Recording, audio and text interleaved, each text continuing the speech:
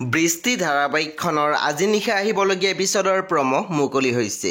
আজিৰ প্ৰমোত আমি দেখিবলৈ পাইছোঁ ধাৰাবাহিকখন হ'বলৈ গৈ আছে বহুত বেছি ইণ্টাৰেষ্টিং।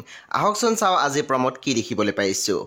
আজিৰ প্ৰমোৰ প্ৰথম ভাগত আমি দেখিবলৈ পাইছোঁ জৰ্ণাই কৈ আছিল চিমি বৌৱে কিবা বেলেগ অংক কৰি আছে নেকি, তোক কিবা কৈছে নেকি। তেতিয়া আমি দেখিবলৈ পাইছোঁ জীৱে ভয়ে ভয়ে মাত দিছিল, নাই কোৱা। তাৰপিছত আমি প্ৰমোত দেখিবলৈ পাইছোঁ বিৰিণাই কৈ আছিল ভণ্টিয়ে যদি গম পায় জীওক কিবা কৰিব মোৰ বিৰাট ভয় লাগিছে।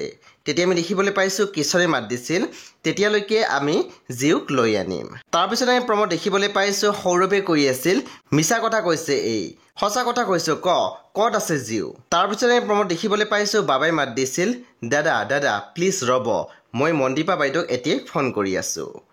হে বন্ধু বান্ধৱীসকল, আজি নিশা 8 বজাত ৰং টিভিত আহিবলগীয়া বৃষ্টি ধাৰাবাহিকখন খুবেই বেছি ইণ্টাৰেষ্টিং হ'বলৈ গৈ আছে। সেয়ে আপোনালোকে চাবলৈ একেবাৰে নাপাহৰিব।